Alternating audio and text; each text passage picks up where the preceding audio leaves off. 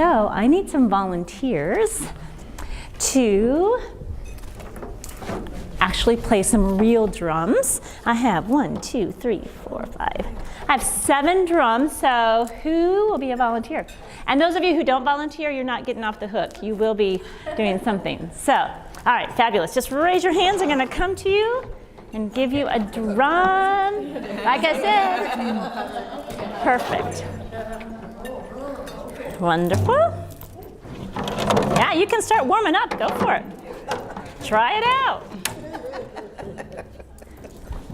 Thank you. I have 3 more. There we go. Thank you. You're welcome. 2 more. All right. She wants one too. All right. Well, we'll see who's louder. There we go. And would you like to play? Perfect. Ready? Thank you. All right. Yeah, give it a try. See what it sounds like.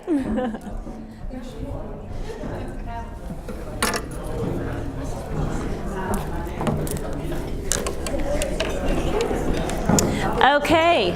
Those of you who do not have an actual drum, you have body percussion and you have a fabulous drum right here on your thighs that you can use your hands for. So I would like you to play your body drum, as we call it. But I'm going to actually, because I don't want to get too loud. Tell me if it gets too loud as I sing, as we're going to sing together. But if it gets too loud, I'll turn myself on mute. All right. All you need to do is just follow my cue. Okay? I play, you play. I play, you play. I play, you play. I play, you play. Got it, I'm getting it mixed up. Okay, excellent. Now, I want you to join in on the song once you catch on. I think you'll catch on pretty quickly. And then follow my cues to play your drums. Here we go. Well, hello, friends, how do you do? Well, hello, friends, how do you do? Well, hello, friends. Hello, friends. Well, hello, friends, how do you do? All right, that's hard, not hard to sing. Sing it with me, here we go. Well, hello, friends, how do you do? Well, hello, friends, how do you do? Well, hello, friends, hello, friends, well, hello, friends, how do you do? Now, if I knew your name, I would come around and sing, what is your name? Kathy. Well, hello, Kathy, how do you do? Well, hello, Betty. Betty, how do you do? Well, hello, Quinn. Gwen. Gwen, hello. What is your name? What's your name? Bill. Bill. Bill, hello. Angela, how do you do? All right, now I know you this part. She'll be coming round the mountain when she comes. She'll be coming round the mountain when she comes. She'll be coming round the mountain, coming round the mountain. She'll be coming round the mountain when she comes. All right, I need another verse to this song. She'll be bouncing off the ceiling. What did you say? Driving 6 white horses. Here we go. She'll be driving 6 white horses when she comes. She'll be driving 6 white horses when she comes. She'll be driving 6 white horses, driving 6 white horses. She'll be driving 6 white horses when she comes. Okay, one more verse. She'll be scaring all the neighbors. Here we go. She'll be scaring all the neighbors when she comes. She'll be scaring all the neighbors when she comes. She'll be scaring all the neighbors the neighbors. She'll be scaring all the neighbors when she comes. And give me a nice rumble. As fast as you can go. And stop. Excellent. Okay, wonderful job. Give yourself a hand. All right, as I pick up these drums, I want you to think about what you were doing. What were you doing physically? What were you doing cognitively? What were you doing socially? And how were you feeling emotionally? So as I pick up these drums, think that through a little bit. In all those areas, what was going on for you? And if I miss you, just pound on that drum, I'll find you. Thank you. You're fine. Thanks. All right. You didn't get to keep it. I didn't get to keep it. Sorry. So sorry. Sometimes that is an issue to get them back. All right, thank you. So,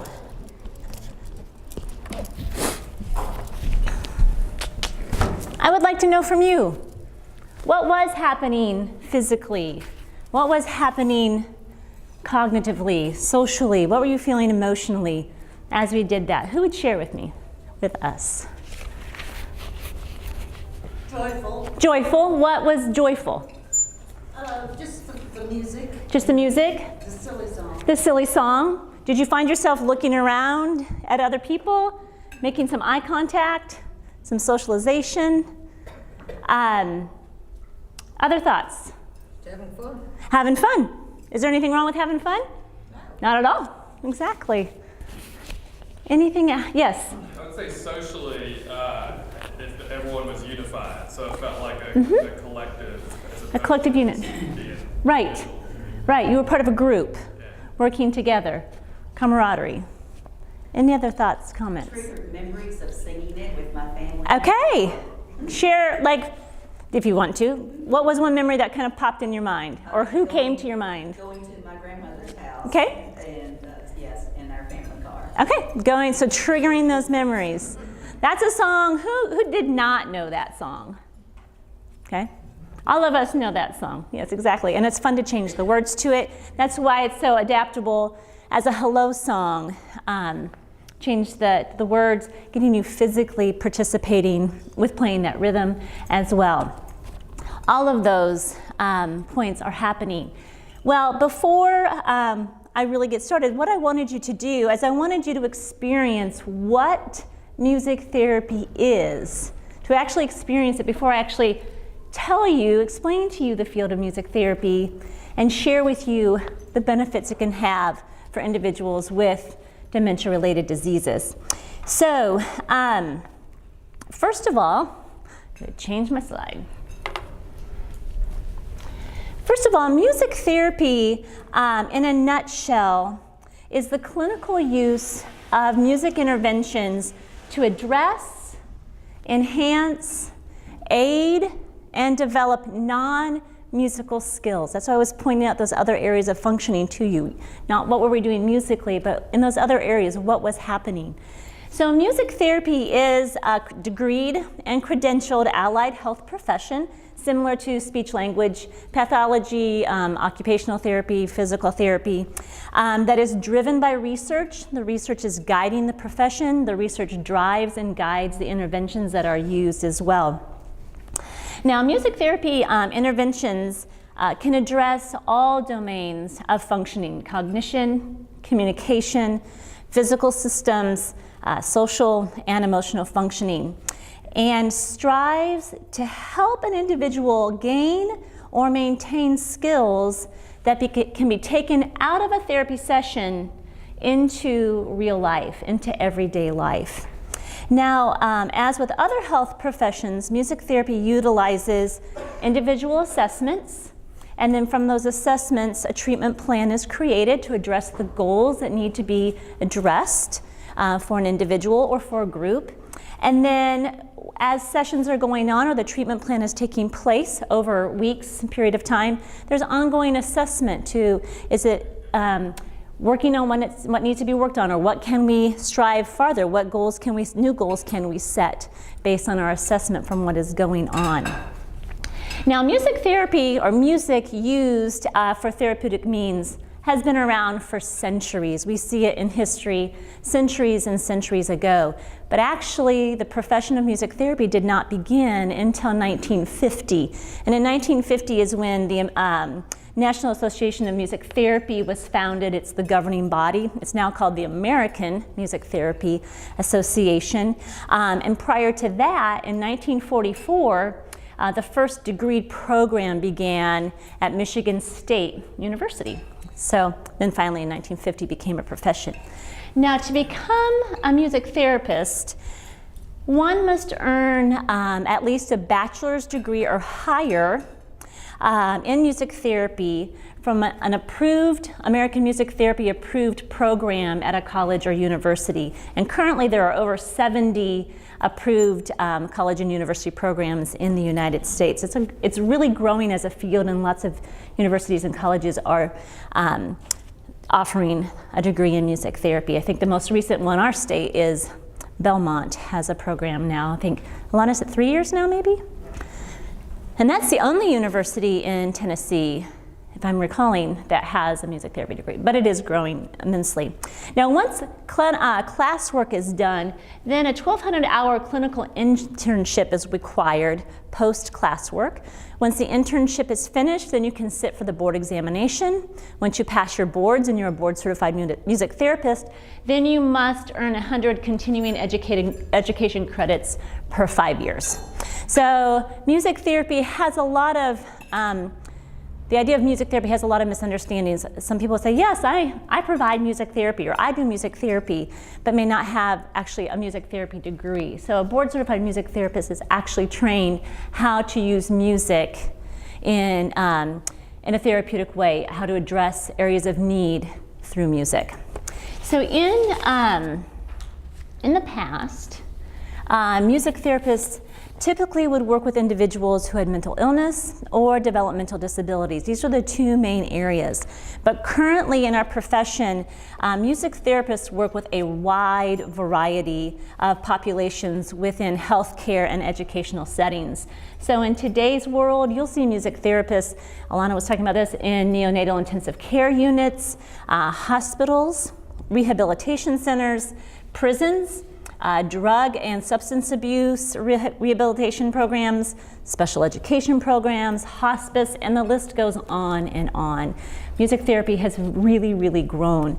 And because music therapy is now such a broad field, a music therapist will typically specialize in 1 to 3 populations because the music therapy methods and techniques and interventions vary with each population. So it's important to specialize because it's too hard to keep up on all the research in all the areas. So one of the areas that I have specialized in my practice is older adults and individuals with Alzheimer's or other dementia-related diseases. Now, my focus as a music therapist and the focus of the music therapy interventions when it comes to individuals, older adults or individuals in addition with dementia-related diseases, is number 1, to enhance their strengths, looking at their strengths and enhancing those strengths, and then addressing their needs in cognitive, physical, psychological, and social functioning in order to improve or help improve or maintain skills and to facilitate change that contributes to an enriched quality of life. The second focus in music therapy in this area is to focus on the families. It's to provide meaningful interactions for a spouse, caregiver, and or family member to have with their loved one who has dementia. So it's really a twofold focus in music therapy in this field. All right, let's take a look now at interventions. And we're just going to take a broad look. To do all specific interventions, we would be here all day. So I'm just going to give you an overview of interventions in this population. First of all, as I have here, Music, well, I'd like to point out that music is actually a form of sensory stimulation. When we are experiencing music, when we're perceiving music, we're not just hearing it, that's the most obvious, but we're also seeing it, like we had the drums, you're seeing what's happening, but it's also tactual, it's hard to put together, because you're feeling it. One of the drums that I had, the one that looked like a big lollipop, is called a paddle drum. And it was designed by Remo, a drum company, many years ago, but I don't know if those of you who played it, I didn't point it out, you may have recognized it, but it provides a lot of vibration through the handle. So you get a lot of feedback, vibrotactile stimulation coming through that handle, and they're very effectively used in music therapy interventions to heighten the tactual sensory part. But anyway, music is a form of sensory stimulation that is time-ordered and predictable. And that is why, these two traits are why we are innately drawn to music, why all of us are innately drawn to music, because of the order, because of the predictability. But especially someone with cognitive decline, whose world is often turned upside down, it's confusing, it feels unordered, unpredictable. When music is incorporated into a music therapy intervention, it inherently creates feelings of security due to the structure, the predictability, and the familiarity of the music, which in turn can prompt or promote responses. So like we did at the beginning, it prompted a memory of going to Grandma's house. It created a sense of joy and fun, and there's a list of other things that were going on in that. But it's structured, it's providing that stimulation, and there's order to it, which can help the response process, especially when the brain feels so disorganized. All right, looking specifically over here, music therapy interventions can be one of two types. They can be either active or they can be passive. Active interventions obviously actively engage the individuals in creating the music, guided in doing that, and are most commonly used in music therapy sessions. And types of active interventions, I feel like I'm standing right in front of what you're trying to look at. Active interventions include singing, instrumental and vocal improvisation, structured instrumental and vocal performance, movement to music, composing, music analysis, and active music listening. Now, passive types of interventions are really just pure listening. And in this sense, this is not typically done in a session. When a music therapist is working on a passive means or helping with using music for listening, a music therapist may or can help select music that an individual can listen to. It's preferred music by the individual that can help them, that can help decrease agitation during times of transition, or lots of times with individuals with dementia-related diseases. Evening is very hard to relax, and there's a lot of agitation associated with that as well. So by listening to music either just through a CD player or through some type of device and headphones, using that music to help decrease agitation and to help with relaxation. That's how that would go. Now, depending on the area, or depending on the goal, but depending on the area of functioning that is being addressed, will determine what type of music intervention will be used and how the intervention is going to be structured. So there's a lot of factors that go into exactly what's going to be done. But overall, the interventions are designed to meet the present level of functioning where the individual currently is, and then to ensure a successful participation so that we don't heighten frustration. But once again, remember, we're trying to enhance their abilities and then go from there as well. All right. Now, as far as what types of music do we use? When we're working with older adults, research on this topic shows us that music from, we'll go to the second one here, music from an older adult's younger years, meaning about between the years of 18 and 25, So the music they really loved listening to then creates the strongest responses and the most potential for engagement. Research also shows us that in the later stages of dementia, music from the person's childhood, such as folk songs, create more responses because of those, likely because those are the songs that they've heard longer in their life, and they're very ordered and predictable. Early childhood songs just innately have a very strict structure to them and a very simple melodic line. So that is probably part of the reason that those are the songs that are most effective. What is an example of early childhood song? Well, like we did, She'll Be Coming Around the Mountain, This Land Is Your Land, You Are My Sunshine, and some of those are just folk songs. So like here too, folk songs or songs from early childhood. So those would be some of those. Now that's the thing, this is a total aside, but I work with early childhood as well, and I try to use as much folk songs as possible because they're being lost. They're not being taught these folk songs anymore, and I think it's so important for development. They're there for a reason. They've been around for a long time for a reason. So I typically stick with the oldies but goodies in that regard when it comes to kids. So yes, using, like I said, young adult years or songs, folk songs in early childhood. Okay, now back to the live music. To elicit high levels of response and high levels of participation, or more than normal, let's say, levels of response and participation within a music therapy session, research also shows us that live music is best practice rather than recorded music. There's nothing wrong with recorded music. It's great to listen to. And I'm not saying it's never used in a music therapy session.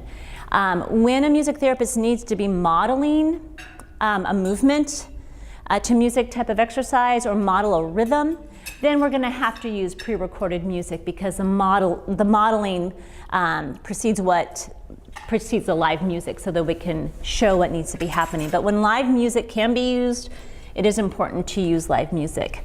The reason is because live music is adaptable. It can be adapted to the participant's level of functioning right then and there.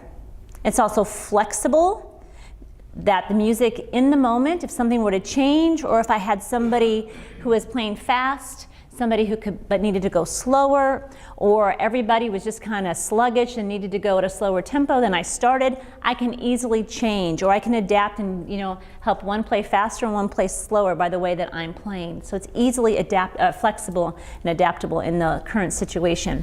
But also because live music is personal.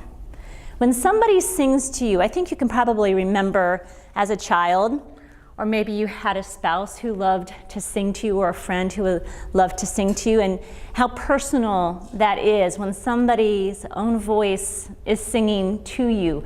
Or maybe you have children, and when they were little, that closeness that was created by singing together.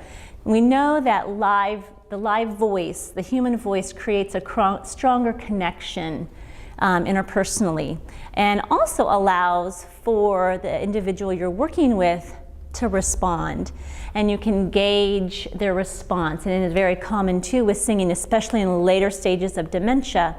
All the words may not be there. I think it was shared earlier by the violist how this woman started singing the song.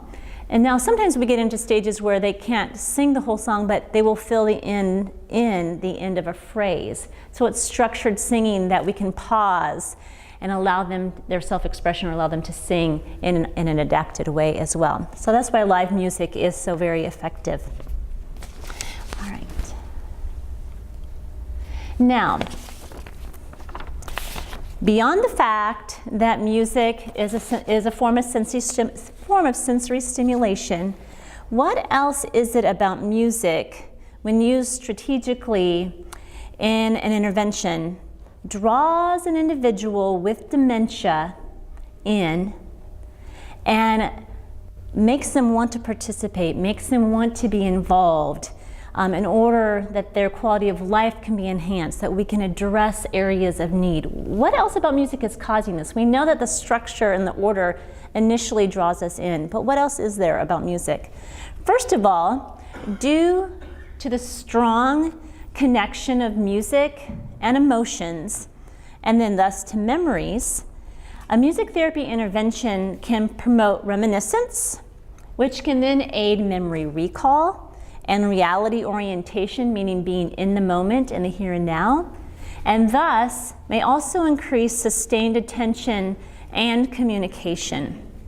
In addition, the strong emotional stimulus may also foster responses throughout all stages of dementia, even into late dementia. The music, through the emotional impact, can foster these responses. As mentioned before, music is ordered and structured.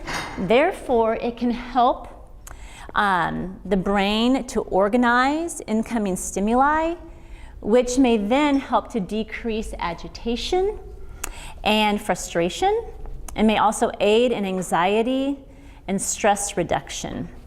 And I think I forgot to point out the fact too that, tying to the strong emotional responses, we can also see a lot of increased sustained attention, which is very hard as the cognitive decline progresses, but we see increased sustained attention and then also into the communication.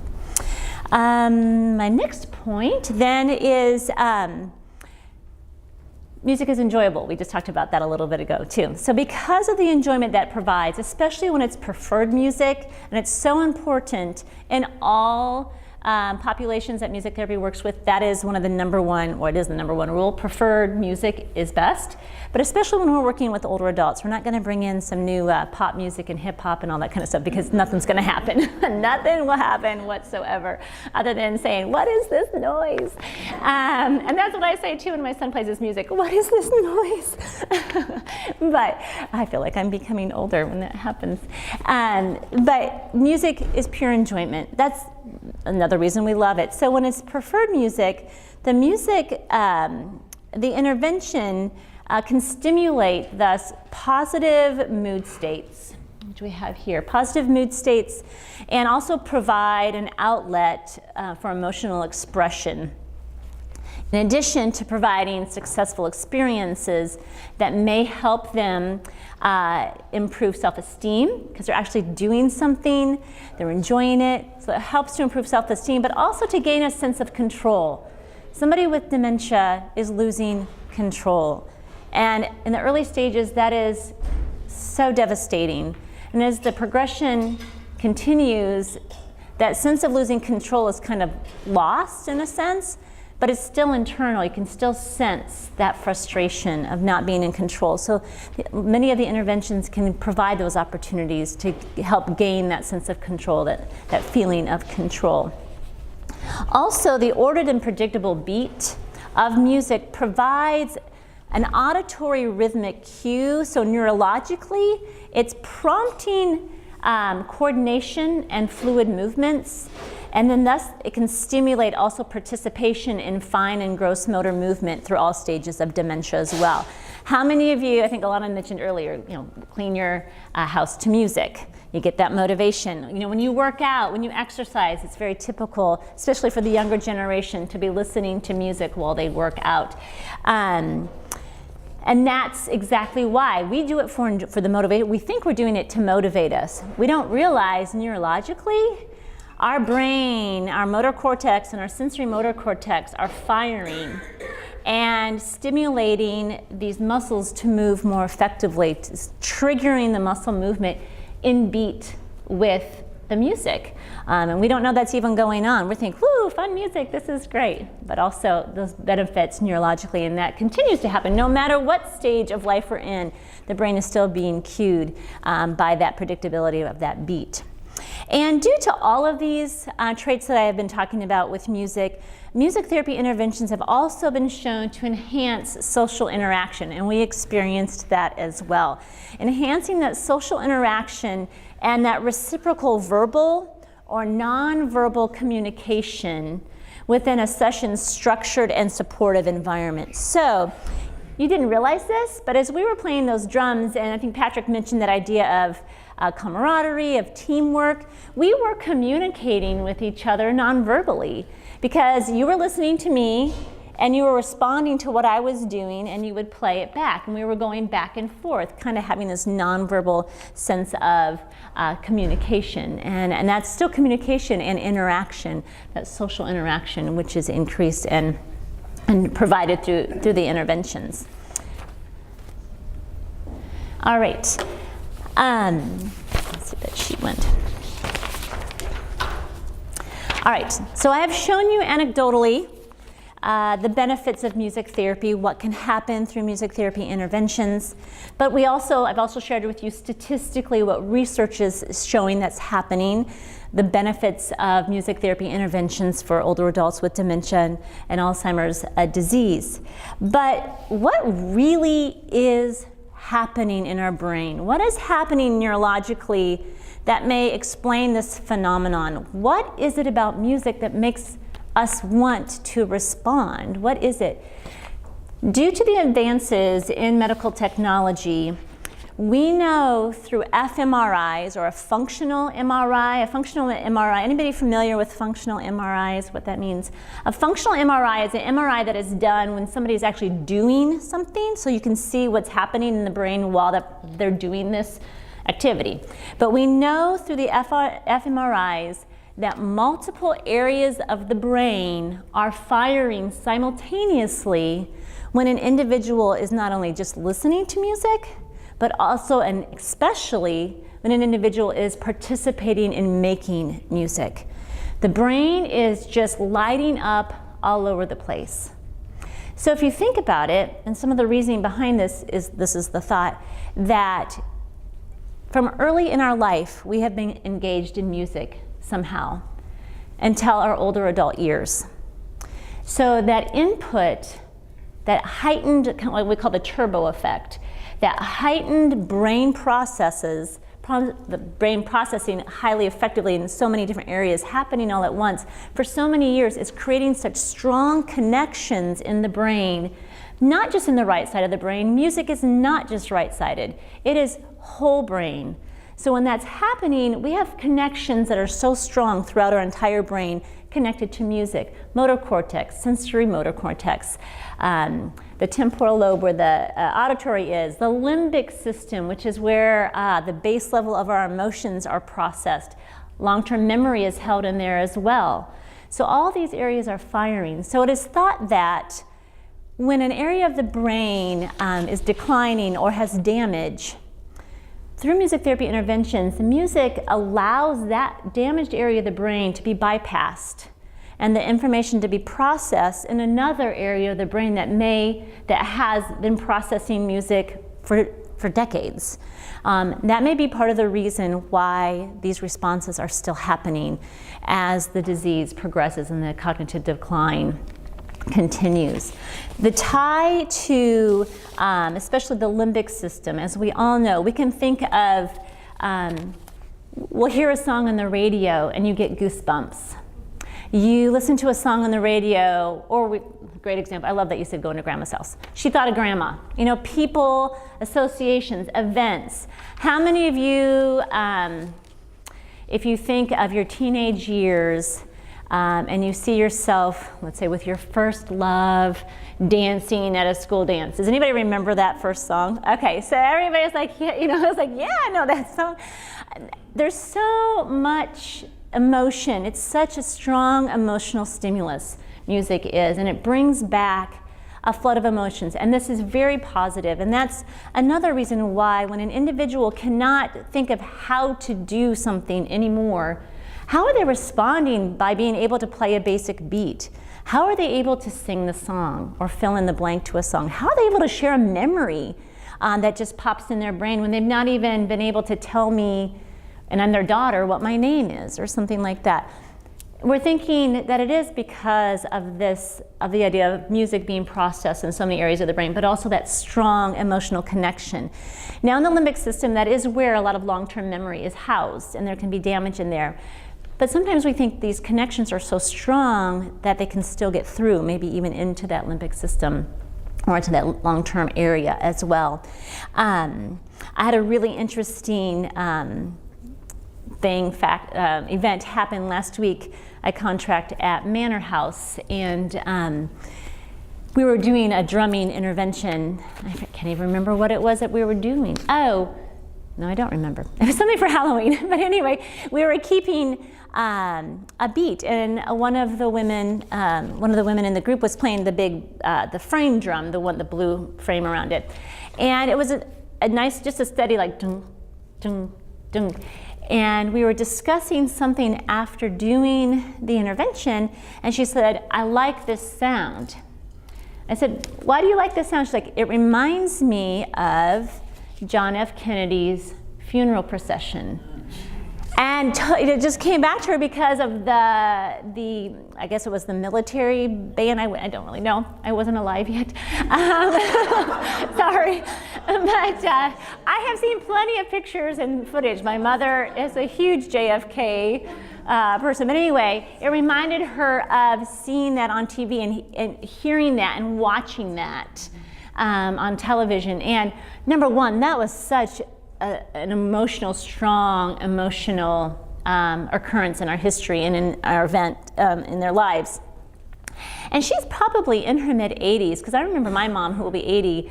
I mean, that's one of those events, you know, where you were in the moment you heard that. And I remember my mom talking about that too. So obviously that memory is so ingrained in her brain because it was a strong emotional stimulus.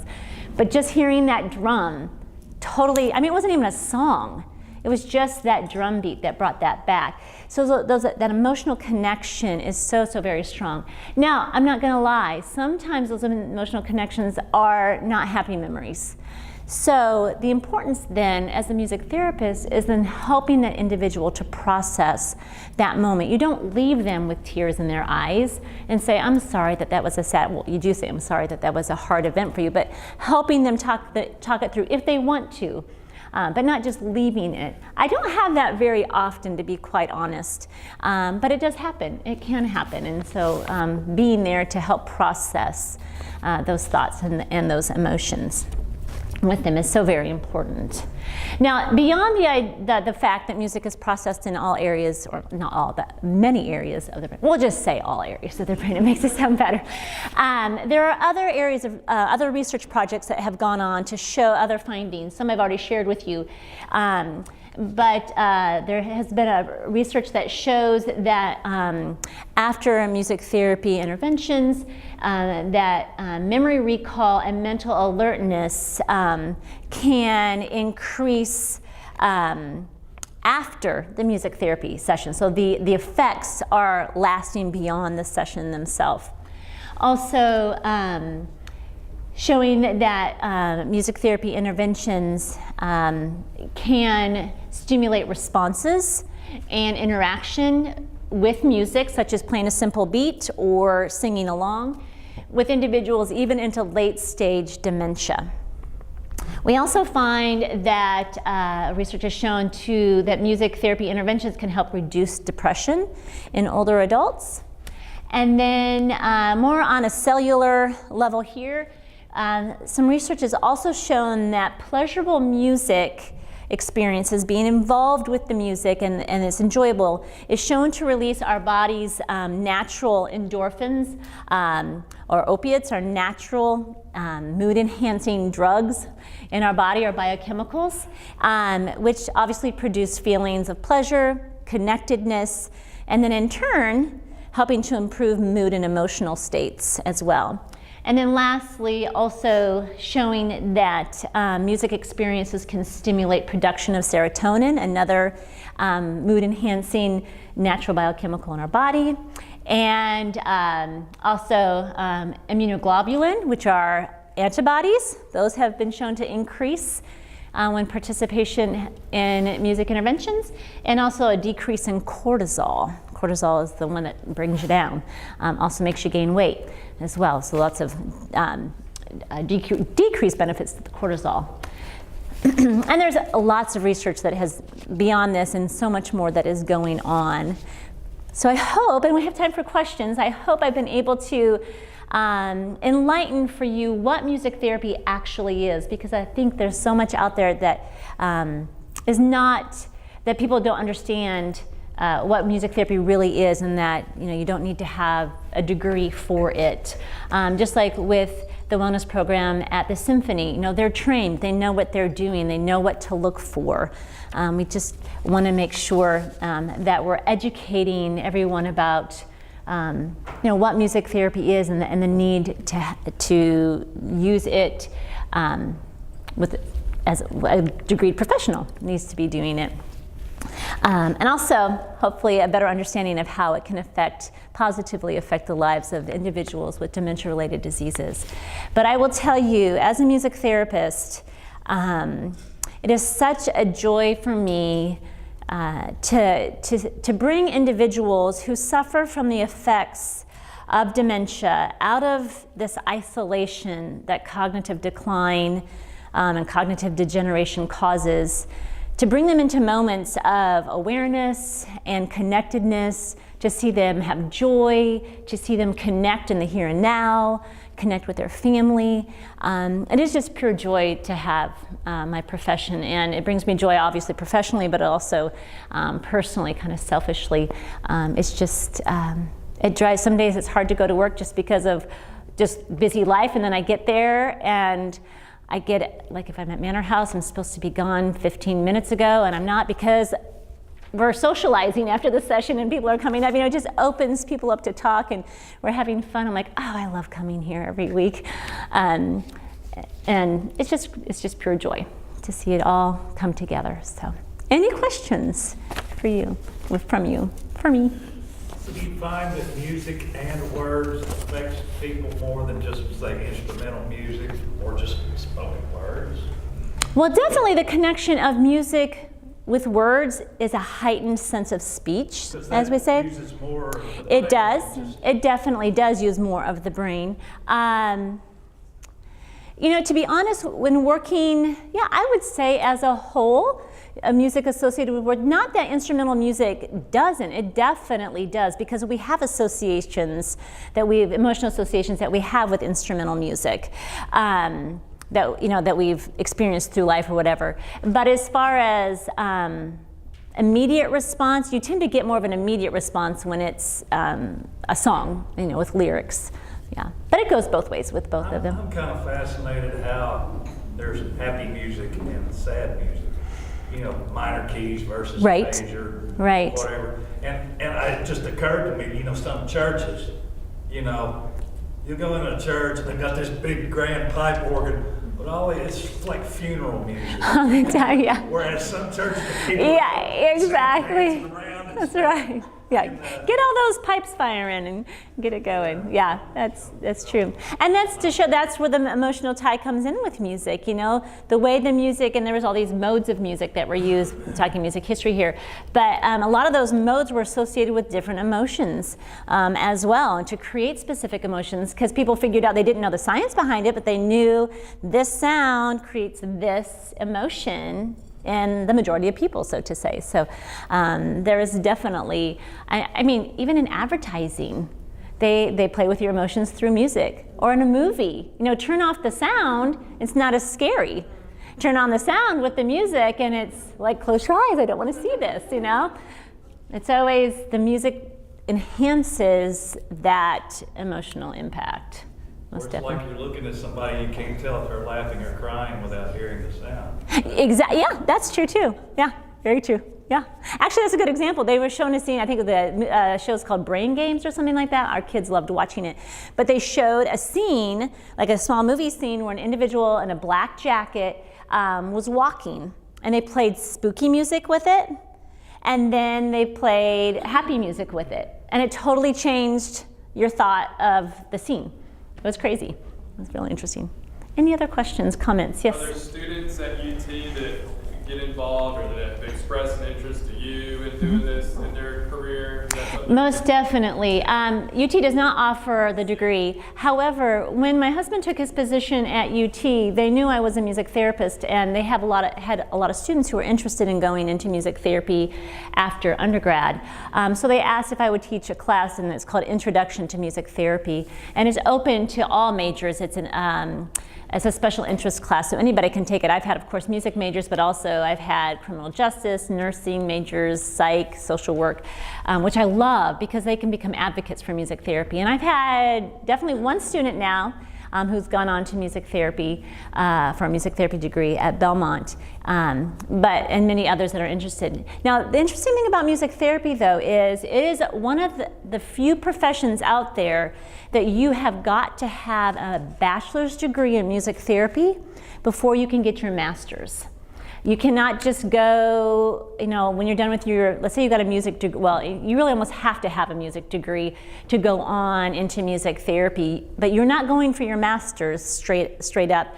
They do have programs now called master's equivalency, whereas you go and you get your equivalent to a bachelor's degree. So you have to take all, because you already have the music, because you have a music degree, so you have to take all the music therapy and all the other fields related with that, and then you continue to go on for the master's degree, but you have to still do the 1,200-hour clinical internship. So it's a very long master's degree because you're still basically getting a bachelor's and a master's at the same time. So you cannot just go into music therapy master's without the bachelor's. But the equivalency programs, a lot of you are equivalency, and I'm an equivalency as well. I went to Iowa and got my master's in music ed after my undergrad, and then an equivalency in music therapy, which you did this. Oh, you did the master's route. That's right, you did both at the same time. Right, I did a different master's because the University of Iowa, the year after I graduated, got their master's equivalency, but not when I was there, yes. Is your name pronounced Joni or Johnny? Joni. I was telling somebody a while ago that I have a great nephew named Ian Connell, and he is a music therapist, but he got his bachelor's degree at the University of Alabama. Sure. It was a drum scholarship. Okay. And his grandfather is Bill Connell, who was the band director. Oh, neat. Anyway, but Ian is way up in some little town in Minnesota now. Okay. And he is a music Therapist there. He got the bachelor's degree at the University of Alabama, and then somewhere near Chicago, I can't remember the name of the town, he got his master's. Okay. And he became a music Therapist. Fabulous, good. Yes, ma'am. Is this principally utilized in the public sector as far as facilities or institutions versus the private sector? I mean, is it cost affordable for someone to call in, a music therapist? For individual therapy, you're saying? It usually is private pay in that case. Now, insurances are starting to recognize and pay for music therapy. It's on a case-to-case basis. Also, depending on the state that you live in, Medicare, I hope I'm getting this right, Medicaid. Medicaid is a state-to-state basis that some state, like when we lived in Indiana, they recognize music therapy for special education. Yeah. But in some areas, it might be for older adults as well. Medicare, I am not as well versed in that. So sometimes there is a third-party payment. Now, what we find most common in our profession is that a music therapy will typically contract with a nursing home, an assisted living facility, something like that, and then it's paid through their activities fund.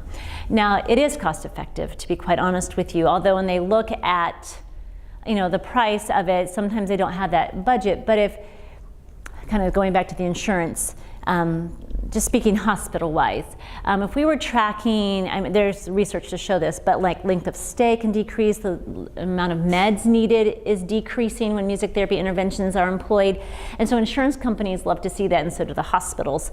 So in that regards, it is highly cost-effective because it is much less expensive than paying for the medications and a day in the hospital, additional days in the hospital. I meant in a private setting with an individual. That would be usually private pay in the private sector. But I mean, what might that run? It depends on the area. I think in Huntington, sorry, we live in Knoxville now. It was in a different place where we lived. Alana, what would you say? Does it range between 60 and 75 an hour? It depends on. The range for the southeastern region is 50 to 120. That's what I thought. And our regions, yeah. Yeah, the southeast region is like the southern eastern chunk. So yeah, I think it is about that range. Totally reasonable. It's totally reasonable? It is, because you see, we're coming in, And it's not entertainment. Are people entertained by it? Sure, but the thing is, it's purposeful, it's goal-oriented. And so I'll have individuals, like at Manor House, family members will be in there, come in there and say, this is amazing, I've not seen so-and-so participate so much. Or I have a woman who is well into like early 100, I think she's 101 now, and her daughter is like 80. She brings her, and she's like, it's the only thing, her mom doesn't do much, but it's something her mom will tolerate, and it stimulates her cognitively, and that's why she brings her. It's something that we can do. So it's so structured and working with them specifically. Thank you for saying that, because sometimes we get, for music, are you serious? I can't afford that. I'm like, no, it's not just music. It's the use of music to address, like I say, everything. I'm a dietitian, so I understand the private pay. Yes. I know a dietitian from Houston based who charges $295 an hour. Oh my goodness. She is busy. And she's busy. She's in downtown Houston. Yeah. There's a lot of money there. Yeah, and it does. It totally depends on what region you're in too, and it makes a huge difference. Because you can't outprice yourself, but you don't want to underprice, because then you're demeaning what you do. Yeah, yeah. Yeah, exactly. Any other comments, questions? Yes, ma'am. For someone to achieve the max benefit from music therapy, how often should they engage with music therapy? Ideally, it would be every day. That's not, like if we look at speech language pathology, OT, and physical therapy, it's kind of the same situation. Unfortunately, it would be ideal to do it 2 to 3 times a week. That doesn't happen. It's typically once a week, if that. If it was one-on-one, it would definitely be once to twice a week. But what we find is contracting in a facility, just funds aren't there to do it more than once a week, unless a lot of music therapists take positions as activity directors at assisted living facilities and such. And so the majority of their activities are music therapy based, not all of them, and that is. Then you see amazing benefits from that. But once again, it's all the consistency with that. But the benefits post session, like I was sharing in the research, there's still the effects of attention and connectivity still lasting beyond the session, but it doesn't last for a week. Jan, it seems like it might be beneficial to come up with some sort of unit or tools for caregivers to utilize with their loved one. And that on a is regular done. Basis. Yes, and that is done. Out there for that? You know what? I'm not 100% sure. I'm sure the American Music Therapy Association have some materials, but part of that is if I was working with an individual with music, one-on-one, we would definitely be, I would definitely be working with the caregiver of how they can interact through music. I do that at Children's Hospital as well. We're, educating parents, this is what you can do when I'm not here with your child to help. We work on pain management and such in other areas too, but working with them on how to appropriately interact through music to address areas of needs, like the sundowners time or agitation, all of that, working on what to use, putting a playlist together that they can listen to, helping them structure that. What can they do actively together? And a lot of times that's the beauty of it too, especially with a caregiver, because they have, for a moment, they actually have that person back in a sense, and it creates that connection again, and that is very helpful. So we probably need to tie it up. So thank you so much. If you have any other questions, I'll just be loading up here. Feel free to come up, and thank you for your time. Thank you.